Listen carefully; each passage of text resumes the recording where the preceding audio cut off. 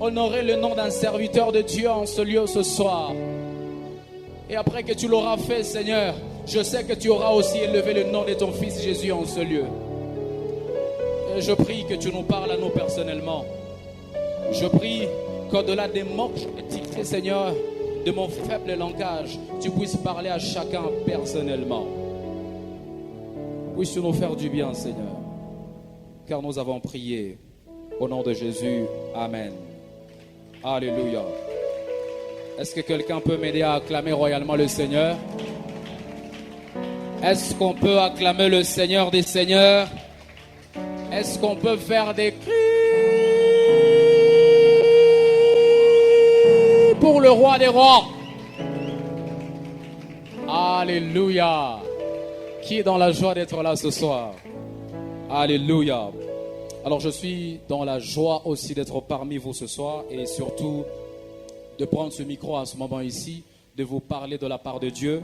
Et j'aimerais honnêtement dire merci à vous tous qui êtes là ce soir. Nous avons atteint plusieurs personnes par des invitations, par des affiches. Et si le Seigneur a voulu que vous soyez là ce soir, sûrement qu'il voulait faire quelque chose avec vous. Alors j'aimerais que vous puissiez m'aider seulement à regarder celui qui est à côté de vous et lui dire sûrement qu'il voulait faire quelque chose avec vous. Sûrement qu'il voulait faire quelque chose avec vous. Sûrement qu'il voulait faire quelque chose avec vous.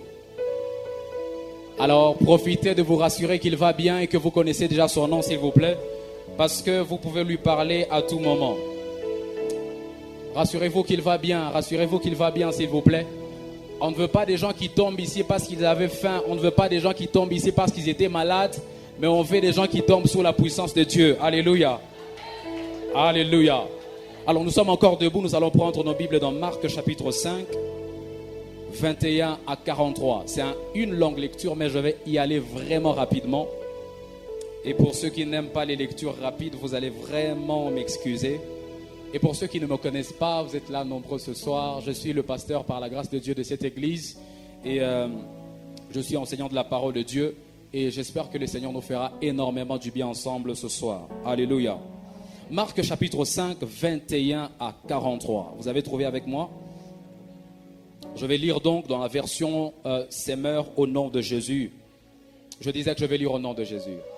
Jésus regagna en barque l'autre rive du lac. Là, une foule immense s'assembla autour de lui sur le rivage. Survint alors l'un des responsables de la synagogue nommé Jaïrus. En voyant Jésus, il se jeta à ses pieds et le supplia instamment. Si vous avez votre Bible, si la Bible que vous avez vous appartient, soulignez, et le supplia instamment.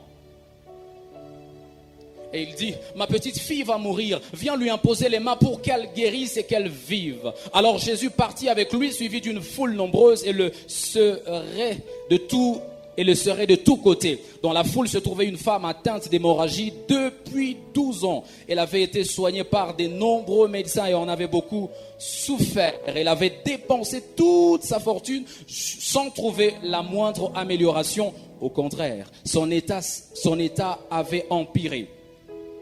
Elle avait entendu parler de Jésus et dans la foule, elle s'était approchée de lui par derrière et avait touché son vêtement en se disant, si j'arrive à toucher ses vêtements, je serai guéri. À l'instant même, son hémorragie s'arrêta et elle se sentit délivrée de son mal. Aussitôt, Jésus eut conscience qu'une force était sortie de lui. Il se retourna dans la foule et demanda, qui y a touché mes vêtements? Ses disciples lui dirent, tu vois la foule qui te presse de tous côtés, tu demandes qui m'a touché. Mais lui continuait à parcourir la foule du regard pour voir celle qui avait fait cela. Alors, saisie de crainte et toute tremblante, la femme, sachant ce qui était arrivé, s'avança et se jeta aux pieds de Jésus et lui dit toute la vérité. Jésus lui dit, ma fille, parce que tu as eu foi en moi, tu es guérie. Va en paix et sois guéri de ton mal. Alléluia. Pendant qu'il parlait encore, quelques personnes arrivèrent de chez le chef de synagogue pour lui dire, ta fille est morte. À quoi bon importuner encore le maître? Mais Jésus entendit ces paroles et dit au chef de la synagogue, ne crains pas, crois seulement. Il ne permit à personne de le suivre plus loin, excepté Pierre, Jacques et Jean, son frère. En arrivant à la maison du chef de la synagogue, Jésus vit une grande agitation. On pleurait et on poussait des cris. Il entra dans la maison et dit, pourquoi ce tumulte? Pourquoi ces pleurs? L'enfant n'est pas morte, elle est seulement endormie. Mais on se moqua de lui. On se moqua de lui. Alors il fit sortir tout le monde, prit avec lui le père, la mère et l'enfant. Le père, la mère de l'enfant, ainsi que les disciples qui l'accompagnaient. Et il entra dans la pièce où l'enfant était couché. Quelqu'un dit avec moi, il entra dans la pièce où l'enfant était couché. Il lui prit la main en disant, Talitha Koumi, ce qui signifie, jeune fille, lève-toi, je te l'ordonne. Aussitôt la jeune fille se mit debout et marcha. Elle avait environ 12 ans. Tous furent frappés de stupeur. Souvenez-vous qu'ils se sont moqués d'abord de lui. Et puis par après, la Bible dit qu'ils sont tous frappés de stupeur. Jésus leur recommanda instamment de ne pas raconter ce miracle à personne. Et il leur dit de donner à manger à la jeune fille. Alléluia. Nous allons acclamer la parole de Dieu et nous remettre, s'il vous plaît. Alléluia. Alors, comme je le disais, j'ai vraiment la joie, le privilège de vous parler de la part de Dieu ce soir. Et pour moi, ce n'est pas seulement une joie, pour moi, ce n'est pas seulement une bénédiction, mais c'est surtout une grande responsabilité de vous parler de la part de Dieu. Parce que vous savez que la parole de Dieu, la finalité, c'est de nous emmener au ciel. Et donc, peu importe ma faiblesse, les simples mots que je peux sortir de ma bouche comme ça et qui vous met en dehors du chemin de Dieu, serait pour moi une condamnation. Alléluia. Alléluia. Alors ce soir, je vais parler de ce grand thème que nous sommes en train de développer tout ce mois ici. Par la grâce de Dieu à l'Église Vérité Éternelle, pour ceux qui ne le savent pas, nous suivons des enseignements par série. Et donc chaque mois, nous avons un thème que nous développons du début à la fin du mois. Et ce mois ici, nous sommes en train de suivre un thème sur l'ère de la prière. C'est un thème qui concerne la prière.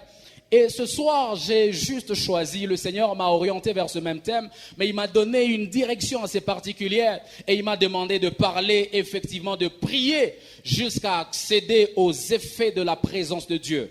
Alléluia. Prier jusqu'à accéder aux effets de la présence de Dieu. Nous avons suivi cet enseignement depuis le début. Moi-même, j'avais introduit, le pasteur David est passé ici, il a continué et notre père, Papa Alain, est passé ici. Il a aussi continué. Alors ce soir, je veux simplement vous parler de la prière. Cette prière qui nous emmène à accéder aux effets de la prière, de la présence de Dieu. Alléluia. Alors 2 objectifs. J'ai envie de faire 2 choses seulement avec vous ce soir. La première chose que j'ai envie de faire avec vous, c'est d'emmener tout celui qui suivra ce message à croire que quand il prie, il y a toujours quelque chose qui se passe. Alléluia. Bien-aimés, quand vous priez, ne pensez pas que cela passe en vain. Il y a toujours quelque chose qui se passe lorsque vous priez. Même lorsque vous ne le sentez pas.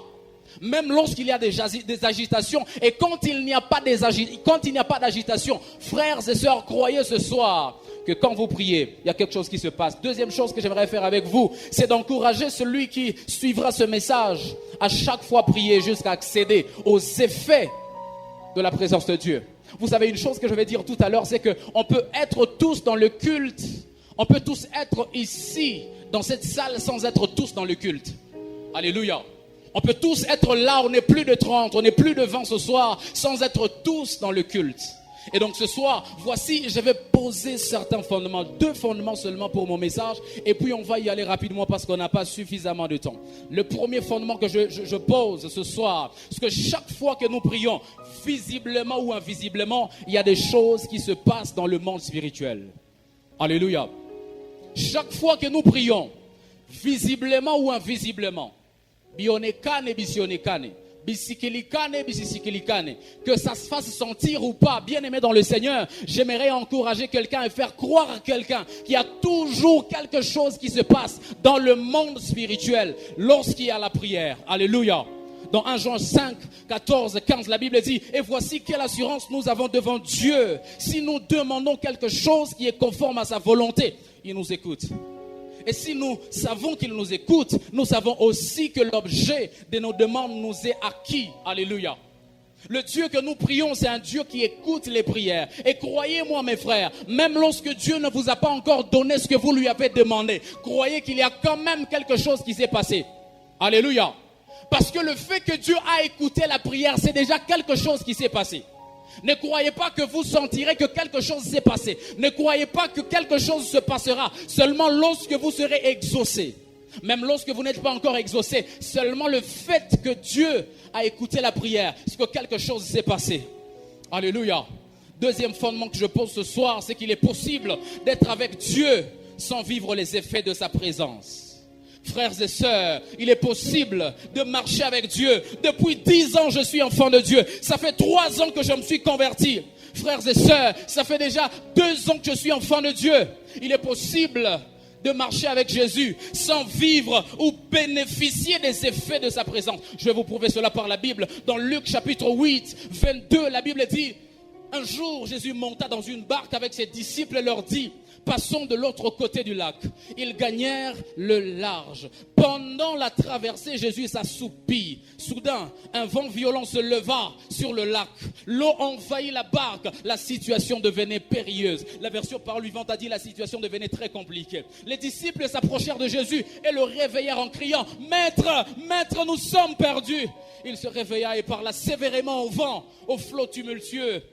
Et ils s'apaisèrent et le calme se fit. Quelqu'un dit avec moi: la prière de supplication.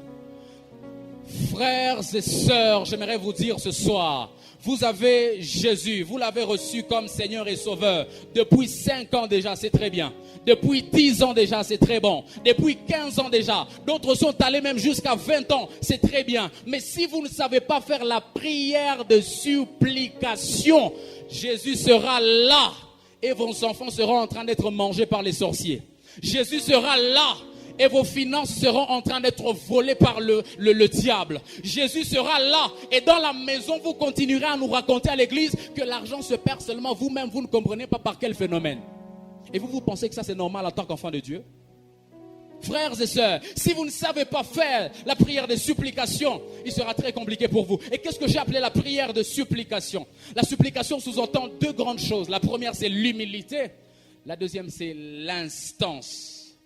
La prière de supplication nous demande 1, l'humilité, 2, l'instance. Regardez un peu ce texte dans Marc chapitre 5, 22 à 23 dans la version parole vivante. La Bible dit: un des chefs de la maison de prière arrive. C'est le texte que nous avons lu dans Marc chapitre 5.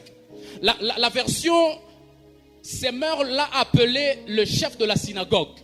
Et même la version Louis II l'appelle le chef de la synagogue. Mais la version parole vivante l'a appelé clairement le chef de la maison de prière. Alors dites-moi ce soir, il est le chef de la maison de prière. Mais lui-même là, le chef de la maison de prière, vient prier auprès de Jésus. Quelle humilité.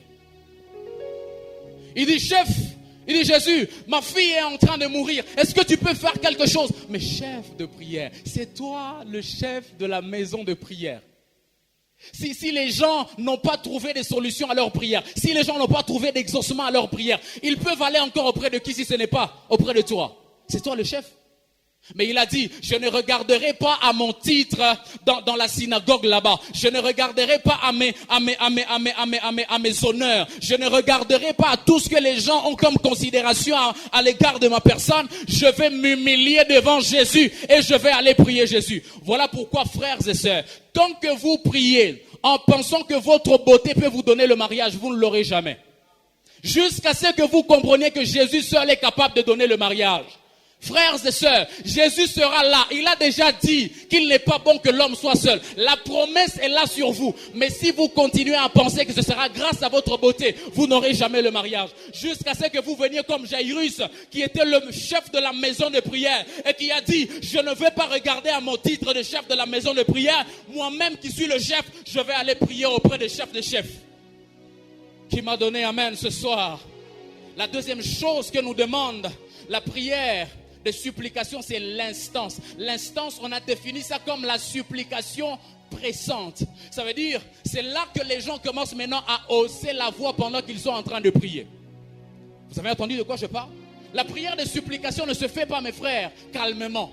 Parce que la prière de supplication demande 1, l'humilité. Oubliez un peu tout ce que vous avez comme titre. Et ce soir, j'aimerais encourager même quelqu'un. Lorsque nous allons commencer à prier tout à l'heure, ne regardez pas tout ce que les gens ont comme honneur à l'égard de votre personne. Ne regardez pas tout ce que les gens ont comme considération à votre égard. Parce que ça va vous empêcher de vivre les effets de la présence de Dieu qui est garantie en ce lieu. Deuxième chose, c'est l'instance. J'ai dit que l'instance, c'était la supplication pressante. La supplication pressante, c'est là que le chef de synagogue va commencer à hausser la voix. Quand il vient auprès de Jésus, il ne va pas parler calmement. Il ne va pas parler en basse voix. Il va élever la voix parce que ça, c'est une pression. Il doit exercer une sorte de pression. En réalité, dans la supplication, il y a une sorte de pression. C'est ce que le dictionnaire a appelé ici instance.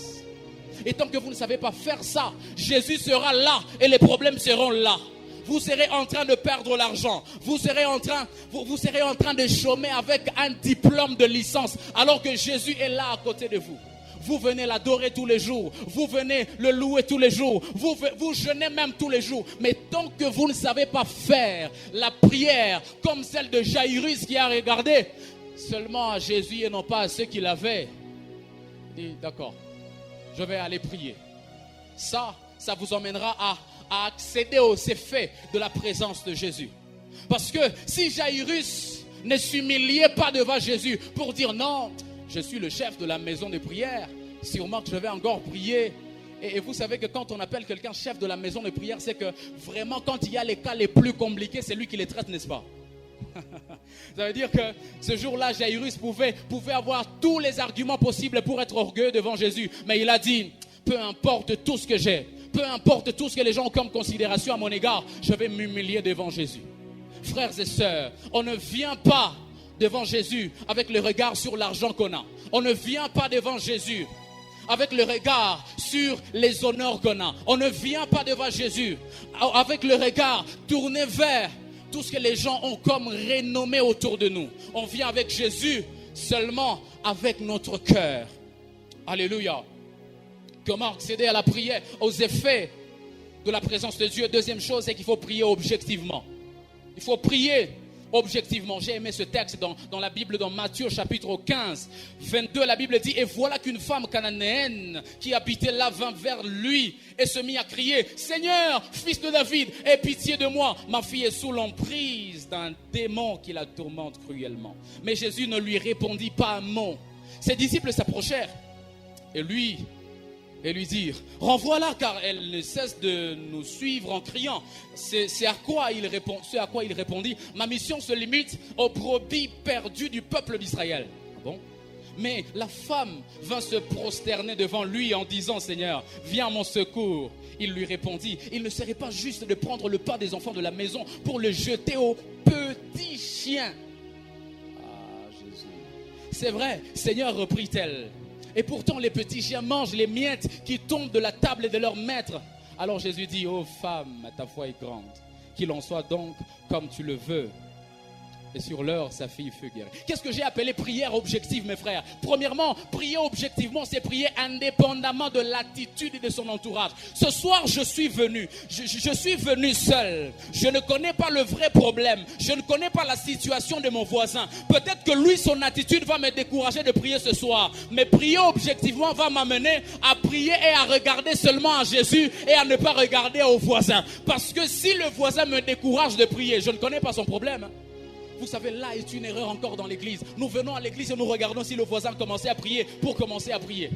Nous regardons un peu la chaleur qu'il y a à côté de nous pour commencer à prier. Frères et sœurs, rendez-vous compte ici qu'on est dans une circonstance où la femme est en train de venir demander secours à Jésus. Et quand elle vient, il y a les disciples qui disent à Jésus, mais tu ne vois pas qu'elle nous dérange? Est-ce que tu peux la renvoyer? Entourage. Ça pouvait très facilement décourager la femme cananéenne. Mais elle a dit, je ne vais pas regarder à ce découragement-là. Je ne vais pas regarder à la méchanceté des disciples de Jésus. Je vais prier et poursuivre mon objectif. Alléluia. Deuxième chose qui pouvait très facilement décourager la femme cananéenne, c'est la réponse de Jésus lui-même.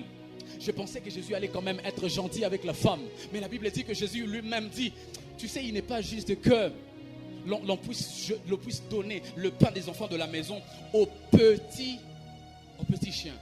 La femme cananéenne a dit, ça non plus, ça ne me décourage pas. Je vais continuer à poursuivre mon objectif. Ce qui m'a emmené ici, ce ne sont pas les petits chiens. Ce qui m'a emmené ici, ce ne sont pas tes disciples. Ce qui m'a emmené ici, c'est le problème de ma fille. Peu importe tout ce que tu vas dire, peu importe tout ce qui va se passer oh my God, peu importe tout ce qui va se passer à côté, le problème c'est ma fille Jésus. Je ne regarderai pas tout ce qui se passe. Je n'écouterai pas les discours des hommes. Je ne regarderai pas la taille bataille de mes ennemis. Tout ce qui me préoccupe ce soir, Jésus, c'est le problème de ma fille. Les disciples, c'est leur affaire. Et toi aussi, c'est ton affaire. Mon problème à moi, c'est mon problème à moi. Je veux la solution à mon problème. C'est ça la prière objective. Jusqu'à ce que Jésus lui-même a dit. En tout cas, cette femme ici, elle est très subjective. Et la Bible dit que Jésus a dit, oh femme, ta foi est grande. Parce que Jésus avait vu que cette femme avait un objectif. Et tant que vous ne priez pas dans cette dimension-là, Jésus sera là avec la solution à votre problème. Mais vous serez en train de souffrir dans le problème ici. Jésus avait la solution de cette femme-là. Et si cette femme-là se décourageait par les discours des disciples, elle allait rentrer. Et sa fille allait mourir. Si elle se faisait décourager par le discours de Jésus, la réponse de Jésus, elle allait rentrer et sa fille allait mourir. Mais parce qu'elle avait un objectif, elle a dit, je ne me ferai pas décourager par quiconque viendra autour de moi ou à côté de moi. Ce que je regarde, c'est le problème de ma fille. Et je ne sortirai d'ici que lorsque j'aurai la solution à ce problème-là. J'aimerais encourager quelqu'un dans les quelques minutes, lorsque nous allons commencer à prier, d'être seulement objectif, d'être focus à son problème ce soir. Ça te donnera accès à la présence, aux effets de la présence de Dieu. La prière objective, j'ai aussi appelé ça. Prier objectivement, j'ai aussi dit que c'est prier sans se concentrer au problème, mais à celui qui résout les problèmes. Alléluia.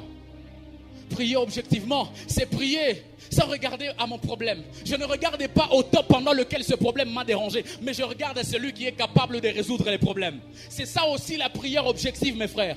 Et quand vous avez commencé à prier comme ça, j'aimerais vous les garantir au nom de Jésus ce soir, que vous accéderez aux effets de la présence de Dieu. Vous accéderez aux effets de la présence de Dieu. Je disais, vous accéderez aux effets de la présence de Dieu. Lorsque vous avez commencé à prier, non pas en regardant à votre problème, mais en regardant à celui qui a le pouvoir de résoudre tous les problèmes, là, vous allez vivre les effets de la présence de Dieu. Vous savez, c'est quand même horrible de voir que certaines personnes viennent à l'église et elles pensent que leurs problèmes sont plus graves que la puissance de Jésus. J'aimerais vous donner une petite qualification de Jésus. La Bible dit dans Luc 1,37, car rien n'est impossible à Dieu. Ce jour-là, l'ange est en train de répondre à Marie. Et il lui dit, tu sais, rien n'est impossible à Dieu. Et quand tu viens dans la présence de quelqu'un comme celui-là, comment ton problème peut te déranger? À plus forte raison, il a déjà résolu des problèmes plus graves que le tien. Oh my God. À plus forte raison, il a déjà résolu les problèmes les plus graves que le tien. Ce soir, j'aimerais encourager quelqu'un, lorsque nous allons commencer à prier tout à l'heure, de ne pas regarder à ses problèmes, de ne pas regarder au temps pendant lequel ces problèmes l'ont dérangé, mais de regarder à celui qui a le pouvoir de résoudre tout problème, celui que la Bible appelle l'omnipotent, celui que la Bible appelle le tout à coup, le Dieu passe partout. Alléluia. Priez objectivement, ça vous fera accès aux effets de la présence de Dieu. Troisième chose, pour accéder aux effets de la présence de Dieu, il faut prier avec endurance. Il faut prier avec endurance. Voyez-vous ce texte ici? Ça m'a choqué quand je lisais. La Bible dit, après leur avoir fait traverser le torrent et après avoir fait passer tous ceux qui lui appartenaient, Jacob resta seul. Alors un homme lutta avec lui jusqu'à l'aube. Quand l'adversaire vit qu'il n'arrivait pas à vaincre Jacob, il lui porta un coup à l'articulation de la hanche qui se démit pendant qu'il luttait avec lui. Puis il dit à Jacob, laisse-moi partir car le jour se lève. Mais Jacob répondit, je ne te laisserai pas aller avant que tu ne m'aies béni. Quel est ton nom? Demanda l'homme. Jacob répondit-il. Désormais reprit l'autre, tu ne t'appelleras plus Jacob, mais Israël. Il lutte avec Dieu, ce que signifie Israël. Car tu as lutté avec Dieu et avec les hommes et tu as vaincu. Ah bon? Jacob l'interrogea. S'il te plaît, fais-moi connaître ton nom. Pourquoi me demandes-tu mon nom? Lui répondit-il. Et il le bénit là. Alléluia. Rendez-vous compte qu'on est dans une circonstance ici où Jacob vient d'avoir accès à la présence de Dieu.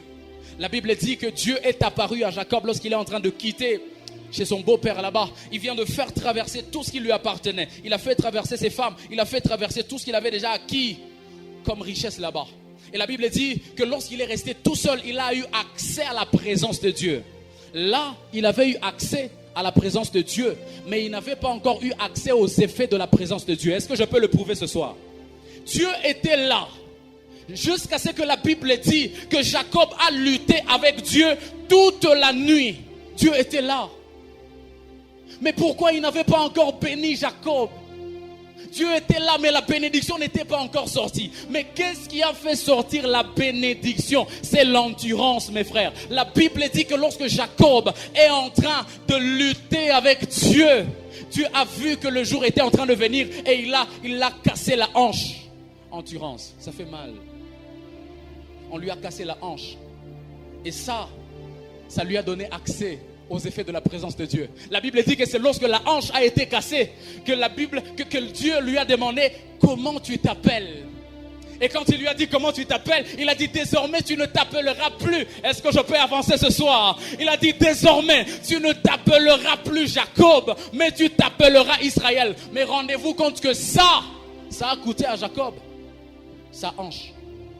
Ça lui a coûté sa hanche. Frères et sœurs, tant que vous ne savez pas supporter les moments difficiles, tant que vous ne savez pas prier dans les circonstances, dans les conditions qui ne vous arrangent pas, vous n'aurez pas accès aux effets de la présence de Dieu. Ça ne m'arrange pas. Vraiment, moi, j'ai un problème d'estomac, d'accord? Lorsque tu sauras prier, tu sauras jeûner, même quand tu as un problème d'estomac, frères, sœurs, c'est là que tu auras accès aux effets de la présence de Dieu. Cette condition-là ne t'arrange pas. Mais si tu sais supporter ça te donnera accès aux effets de la présence de Dieu. Dieu était là toute la nuit, mais il n'avait pas encore béni Jacob. Il était là toute la nuit, mais le nom de Jacob était resté le même. Jusqu'à ce que sa hanche puisse être cassée. Et il a dit, désormais tu ne t'appelles plus usurpateur, mais tu t'appelleras désormais celui qui a vaincu Dieu. Ça veut dire, il l'a sorti du vol. Il l'a sorti, il a changé son nom. Il l'a converti de voleur en victorieux. J'aimerais annoncer à quelqu'un ce soir, tu as supporté les conditions dans lesquelles nous sommes ce soir. Peut-être que tu étais sous-jeune avec nous. La bonne nouvelle, c'est que ce soir, le Seigneur est prêt à changer ton nom. Non, tu n'as pas entendu ce que je dis. Je dis, le Seigneur est prêt à changer ton nom ce soir. Tu es là ce soir. Tu sais supporter les conditions fortes. Tu sais supporter même l'inconfort. Quand tu pries, mon frère, ma soeur, ça te donnera accès aux effets de la présence de Dieu. Alléluia.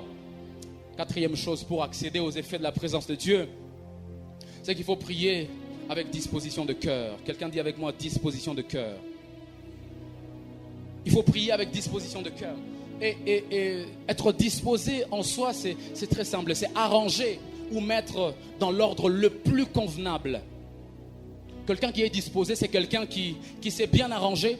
C'est quelqu'un qui est vraiment en sa place et qui est dans les conditions les plus convenables. Ça veut dire que être disposé, quand on est dans un culte, être disposé, ce n'est pas fermer les yeux. Ça n'a rien à voir. Être disposé, ce n'est pas se mettre en genoux. Ça n'a rien à voir. Être disposé, c'est arranger ta vie avec Dieu, mettre ta vie en ordre avec Dieu. C'est là que tu es disposé effectivement. Quand tu es dans le culte comme ça, te mettre à genoux ne te fera pas accès aux effets de la présence de Dieu. Ce qui te fera accès aux effets de la présence de Dieu, c'est lorsque tu auras arrangé ta vie avec Dieu là-bas dans le secret. C'est lorsque tu auras mis ta vie dans les conditions les plus convenables. C'est ce que la définition nous a dit. Là, tu es vraiment disposé. Et tant que tu n'es pas dans cet état-là, tu n'accéderas pas aux effets de la présence de Dieu. Écoutez ce texte de la Bible, je l'ai vraiment beaucoup aimé. Dans 2 Rois 4, le premier verset, la Bible dit: la veuve d'un disciple des prophètes implora Élisée en ces termes: ton serviteur, mon mari, est mort. Tu sais combien il révérait l'Éternel. Or, voilà que l'homme qui lui avait prêté de l'argent veut prendre mes 2 enfants et en faire des esclaves. Élisée lui demanda: que puis-je faire pour toi? Dis-moi ce que tu as dans ta maison. Elle répondit: je n'ai plus rien d'autre chez moi qu'un flacon d'huile. Il dit alors: va donc emprunter chez tous tes voisins autant de récipients vides que tu pourras. Puis tu rentreras chez toi.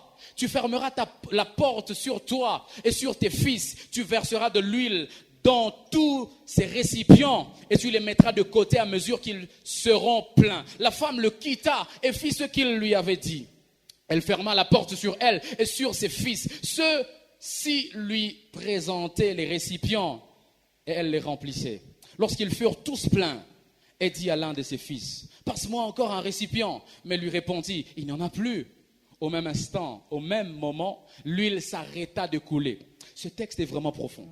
Rendez-vous compte qu'on est dans une circonstance où quelqu'un a besoin de quelque chose. La Bible dit qu'une femme est venue.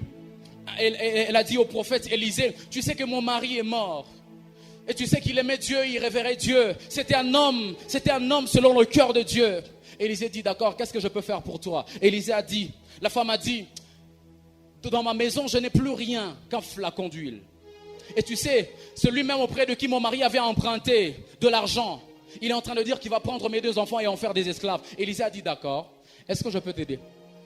Élisée a dit, « D'accord, tu vas aller prendre des vases vides. » La version Louis II les a appelés des vases. Ici, on les a appelés des récipients. Et quand elle a pris des vases, elle est allée faire ce que le prophète lui a dit. Elle est allée s'enfermer dans sa chambre. Mais vous savez ce qui s'est passé?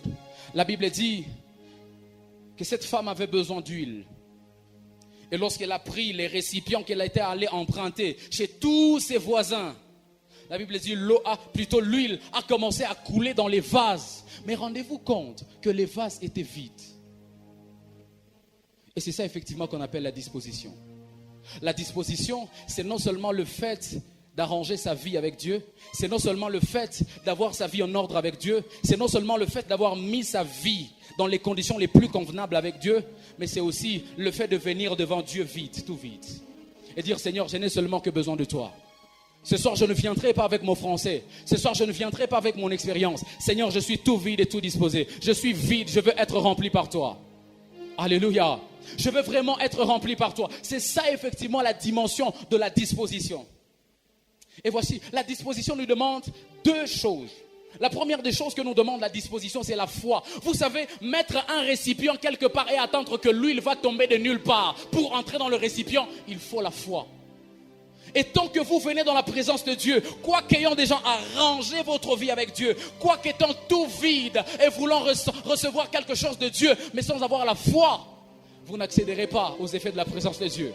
Vous serez là et Dieu sera là, mais il ne vous touchera pas. Vous serez là et Dieu sera là, mais vos problèmes ne seront pas résolus. Vous serez là et Dieu sera là, mais votre situation ne sera pas décantée. Tant que vous n'avez pas de foi.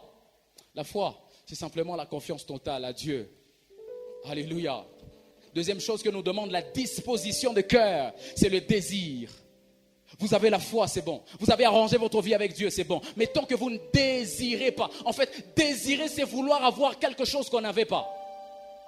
Et lorsque vous venez dans la présence de Dieu, c'est là encore le problème de plusieurs chrétiens. Vous venez dans la présence de Dieu et vous voulez recevoir, mais vous-même là, vous ne savez pas ce que vous voulez recevoir. Vous voyez le controverse? Vous venez dans la présence de Dieu, vous voulez quand même recevoir, mais vous-même, vous ne savez pas ce que vous voulez recevoir. Parce que le désir veut que nous puissions attendre quelque chose que nous n'avions pas. Alléluia. Ce soir, j'ai envie de poser à quelqu'un une question, avant même que nous ne commencions à prier. Est-ce que tu sais ce que tu n'as pas et que tu peux recevoir de Dieu ce soir?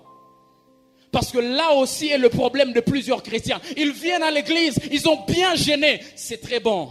Mais tant que vous ne savez pas le vrai problème que vous avez, vous ne trouverez pas de solution dans la présence de Dieu. Dieu sera là et votre problème sera là sans être résolu.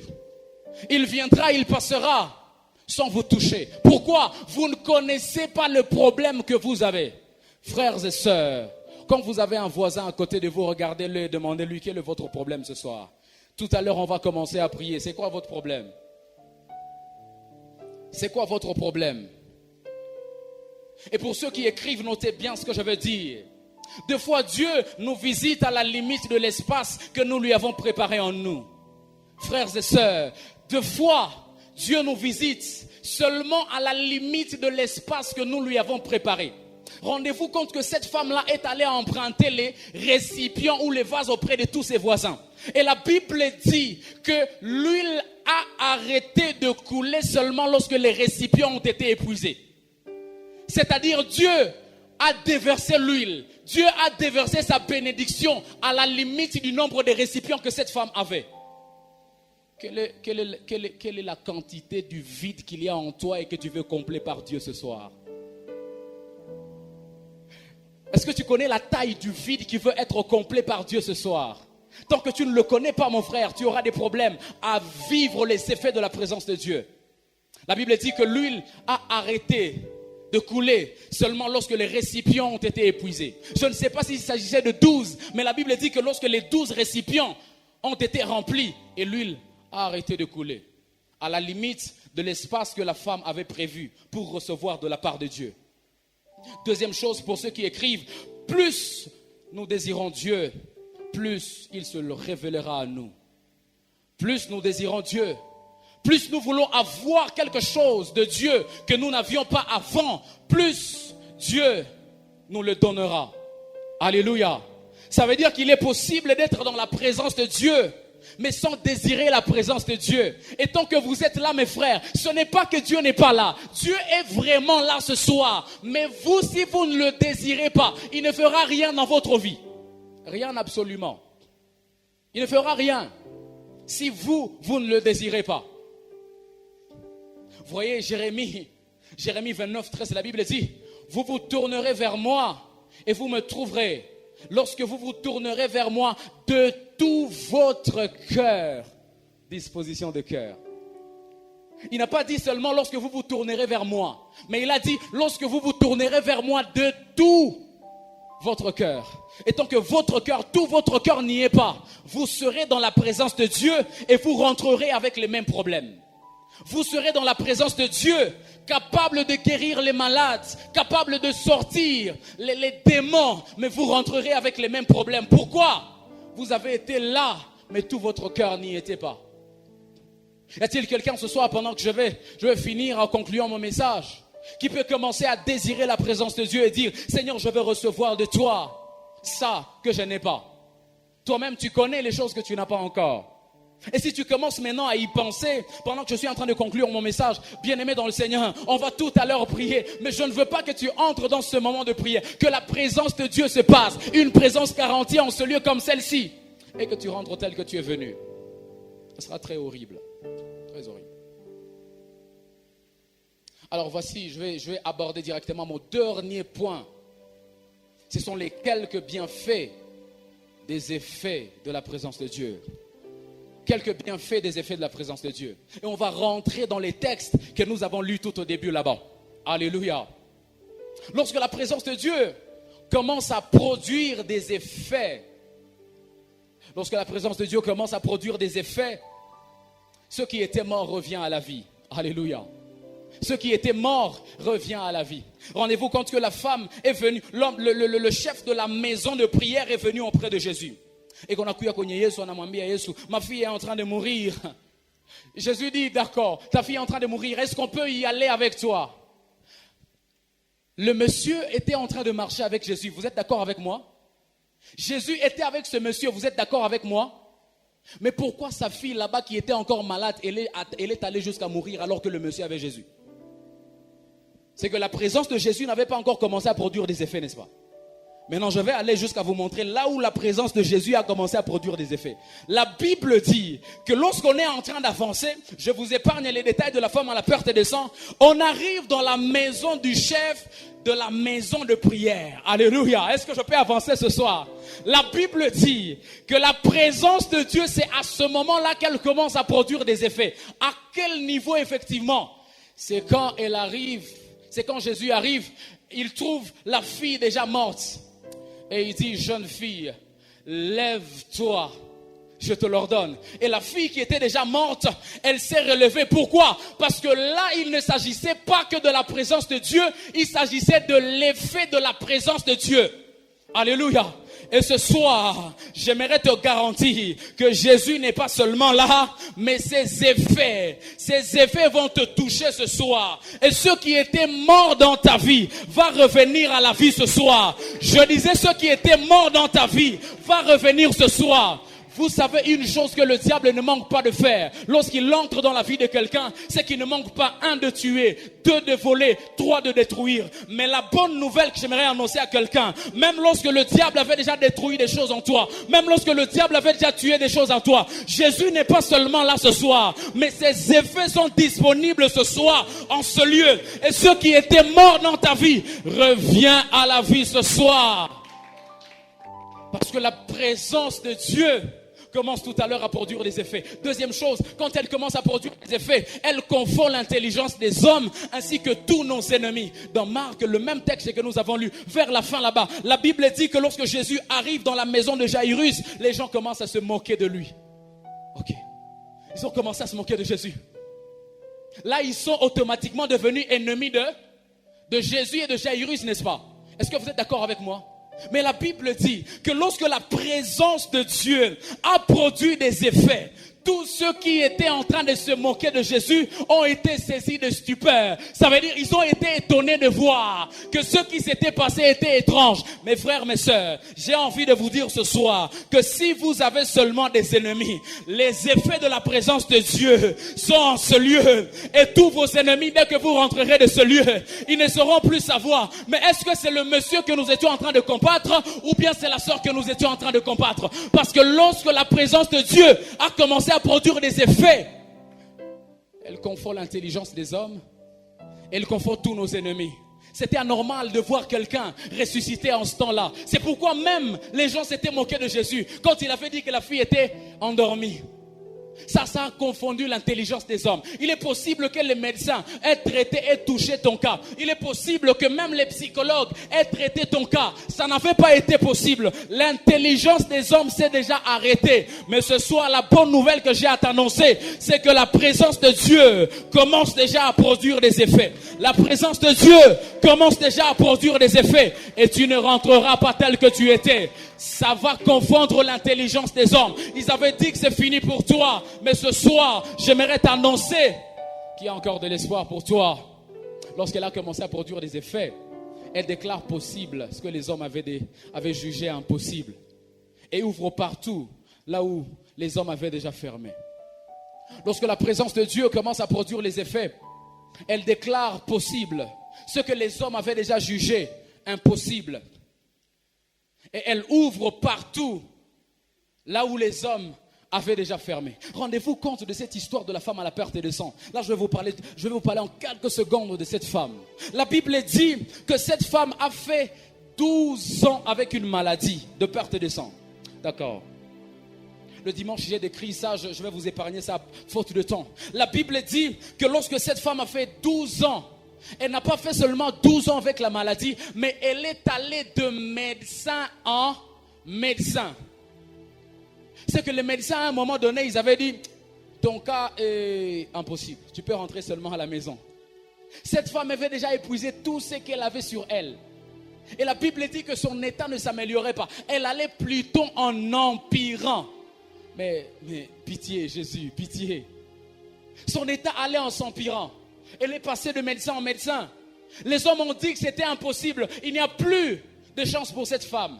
Mais lorsque la présence de Dieu lorsque la présence de Dieu a commencé à produire des effets, Jésus était en train de passer, la foule était en train d'importuner le maître, mais la femme n'était pas encore guérie, jusqu'à ce que l'on atteigne la dimension où Jésus n'était pas seulement là, mais sa présence a commencé à produire des effets. Et la femme a dit, si je puis seulement toucher son vêtement, je serai guérie. Et la Bible dit que la présence de Dieu, lorsqu'elle a produit des effets, la perte de sang s'est arrêtée à l'instant. Alléluia. J'aimerais annoncer à quelqu'un que ce que les hommes ont déclaré impossible dans ta vie sera possible ce soir. Tu n'as pas entendu de quoi je parle. Je disais ce que les hommes ont déclaré impossible dans ta vie sera possible ce soir. Tu es allé de médecin en médecin, tu es allé chez les psychologues, tu es allé voir tout cela que tu pouvais voir. Les hommes pour te donner l'argent, les hommes pour te donner l'emploi. Il y a même des gens qui ont commencé à dire, dans ta famille, les gens ne trouvent pas d'emploi. Les gens ne trouvent pas d'emploi. Ils ont fermé la porte, n'est-ce pas? Mais ce que j'aimerais t'annoncer, c'est que quand la présence de Dieu a commencé à produire des effets, elle ouvre les portes là où tout le monde avait déjà fermé. Et je prie que toutes les portes fermées devant toi s'ouvrent ce soir. On va tout à l'heure prier. La présence de Dieu, lorsqu'elle commence à produire des effets, elle remplit tous les paniers vides. Je vais parler à tous ceux qui ont besoin d'argent ce soir. Je vais tout à l'heure prier spécialement pour eux. Mais rendez-vous compte que l'on n'est pas que dans la présence de Dieu en ce lieu. La présence de Dieu a commencé à produire des effets en ce lieu. Et vous allez le voir tout à l'heure. Mais la bonne nouvelle, c'est que quand la présence de Dieu commence à produire des effets, elle remplit tous les paniers qui étaient vides. Est-ce que vous avez vu que cette femme, dans 2 Rois où nous avons lu, qui était venue auprès du prophète Élisée, elle a présenté les vases. Les vases n'étaient pas remplis à l'instant. Jésus était là, n'est-ce pas? La Bible d'ailleurs dit que son mari, lorsqu'il était mort, il révérait Jésus. C'était un homme selon le cœur de Dieu. C'est que Dieu marchait avec cette femme-là, n'est-ce pas? Mais pourquoi cette femme était en train de souffrir comme ça? Jusqu'à ce que la présence de Dieu dans sa vie commence à produire des effets. Et la Bible dit quand elle est venue avec les paniers, tous les paniers qui étaient vides, la présence de Dieu, les effets de la présence de Dieu ont rempli tous les paniers qui étaient vides. Il est possible que tu sois venu poche vide. Il est possible que tu sois venu dans ton compte bancaire, il n'y a rien. Il est possible que tu sois venu dans ton compte Airtel Money, il n'y a rien. Dans ton compte Airtel Money, dans ton compte, je ne sais pas, Orange Money ou M-Pesa, il n'y a rien. Mais ce soir, ce que j'ai envie de t'annoncer, parce que Jésus n'est pas seulement là, mais ses effets ont commencé à produire ce soir. Là où tout était vide, tu vas te rendre compte que tout est déjà rempli au nom de Jésus. Est-ce que vous savez, mes frères, que lorsque la présence de Dieu a commencé à produire des effets, il est possible que tu reçoives les appels qui avaient déjà été bloqués dans le monde spirituel? Est-ce que vous savez que là où vous aviez déjà déposé votre dossier, les choses avaient déjà calé? Parce que la présence de Dieu a commencé à produire des effets. Le dossier peut être récupéré de là où il avait été mis et être classé ce soir. Parce qu'elle a commencé à produire des effets. Parce qu'elle a commencé à produire des effets, elle change de nom. Alléluia. Je dis lorsqu'elle a commencé à produire des effets, elle change de nom. Ce soir, y a-t-il quelqu'un qui est venu malade et qui veut rentrer guéri? Ce soir, il est possible que quelqu'un soit venu ici. On a dit que c'est un célibataire endurci. C'est le nom qu'on t'avait donné. Mais ce soir, j'ai envie de te dire que ton nom change en marié. Tu n'as pas entendu de quoi je parle. Je disais ton nom va changer en marié. Il est possible que ce soir tu sois venu ici. On avait déjà dit que c'est toi le pauvre du quartier. Quand tu passes, on dit le pauvre du quartier passe. C'est le nom qu'on t'avait donné. Mais ce soir, j'ai envie de t'annoncer, parce que Dieu est là ce soir, ton nom change en riche au nom de Jésus. Non, tu ne sais pas que le millionnaire c'est un nom. Si seulement millionnaire c'est un nom, c'est qu'il peut aussi t'être attribué, mon frère. Si seulement milliardaire c'est un nom, c'est que Dieu peut aussi te le donner. Si seulement boss c'est un nom, c'est que Dieu peut aussi te le donner ce soir. Et j'ai envie de dire à quelqu'un qui est venu vide, il n'avait plus d'espoir, il était en train de perdre tout espoir qu'il avait. Il a même perdu le goût de vivre, parce que Dieu est là ce soir. Est-ce qu'on peut se tenir debout et commencer à prier? Parce que Dieu est là ce soir. Parce que Dieu est là ce soir. Parce que Dieu est là ce soir. Parce que Dieu est là ce soir. Parce que Dieu est là ce soir. Parce que Dieu est là ce soir. Parce que Dieu est là ce soir. Ta situation va changer dans les quelques minutes. Ton nom va changer dans les quelques minutes.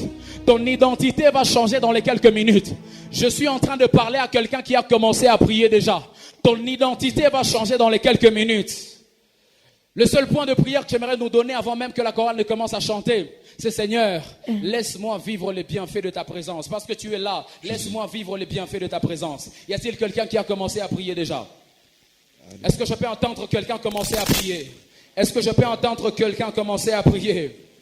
Est-ce que je peux entendre quelqu'un commencer à prier? Non, ce soir on est venu prier. Non, ce soir on est venu prier. Ce soir on est venu prier. Ce soir on est venu prier. Souviens-toi que je t'ai dit que l'attitude de ton voisin ne doit pas t'intimider. Tu es venu, tu ne connais pas son problème. Tu es venu, tu ne connais pas son état. Peut-être que lui a quelque chose en banque, mais toi tu n'as rien. Peut-être que lui, ses parents ne sont pas malades, mais toi tes parents sont en train de mourir. Est-ce que tu es conscient de ta situation? Y a-t-il quelqu'un qui peut commencer à prier objectivement ce soir? Seigneur, je suis là ce soir. Laisse-moi vivre les effets de ta présence. Laisse-moi vivre les effets de ta présence.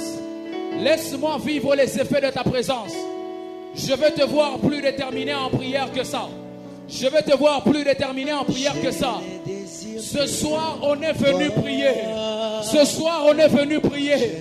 Ce soir, on est venu prier.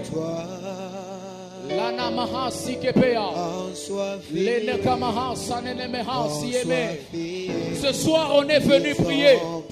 Ce soir, on est venu prier. Seigneur, laisse-moi vivre les effets de ta présence. Seigneur, laisse-moi vivre les effets de ta présence. Seigneur, laisse-moi vivre les effets de ta présence. Seigneur, laisse-moi vivre les effets de ta présence. La kamaniha sananameha. Le nakamazina imemeha sanadebeaba. Bien-aimé, Dieu est là ce soir. Dieu est là ce soir. Dieu est là ce soir. Et tout ce qu'il veut, c'est te faire du bien. Tout ce qu'il veut, c'est te faire du bien. Tout ce qu'il veut, c'est te faire du bien. Tout ce qu'il veut, c'est te faire du bien. Y a-t-il quelqu'un qui veut recevoir quelque chose de la part de Dieu ce soir?